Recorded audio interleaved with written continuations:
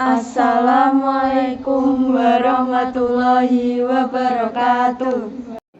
Kami dari kelompok 9 akan menjelaskan mengenai akumulasi bahan pencemar dalam rantai makanan. Pertama, perkenalkan, nama saya Zulia Rahma Agustin dari absen 34.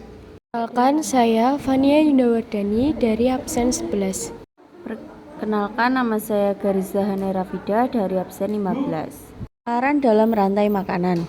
Bahan pencemaran yang sulit atau tidak dapat terurai di lingkungan dapat masuk ke dalam tubuh organisme dan berpindah dari satu organisme ke organisme lain melalui rantai makanan atau jaring-jaring makanan. Juga ada contoh gambar pencemaran rantai makanan. Pengertian. Proses peningkatan akumulasi dalam bahan pencemaran dalam tingkatan trofik melalui rantai makanan disebut biomagnifikasi. Semakin tinggi tingkatan trofik, jumlah bahan pencemaran yang diserap semakin tinggi. Misalnya, bahan pencemar berupa DDT yang terdapat pada pestisida. Kadar bahan pencemar pada tumbuhan merupakan kadar yang paling sedikit.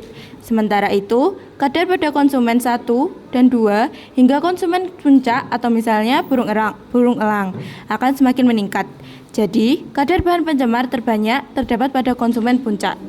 Ekosistem daratan, DDT atau diklorodifeniltrichloroethana yang digunakan petani sebagai insektisida adalah contoh bahan yang sulit terurai. Maka, residunya tetap berada di air atau tanah yang kemudian teresap gangga atau tumbuhan. Itu juga tidak dapat terurai oleh reaksi di dalam tubuh makhluk hidup. Bila ganggang atau tumbuhan tersebut dimakan oleh herbivora, karnivora, dan seterusnya hingga pada tingkatan trofik tertinggi. Konsentrasi bahan pencemar dinyatakan dalam ppm atau part per million, yaitu perbandingan bagian dalam 1 juta bagian yang lain. Sebagai contoh, bila konsentrasi DDT di dalam tubuh ikan sebesar 2 ppm, berarti 2 mg DDT dalam 1 kg massa tubuh ikan besar. Kami dari kelompok 9 mengucapkan terima kasih telah mendengar penjelasan yang tadi kita sampaikan.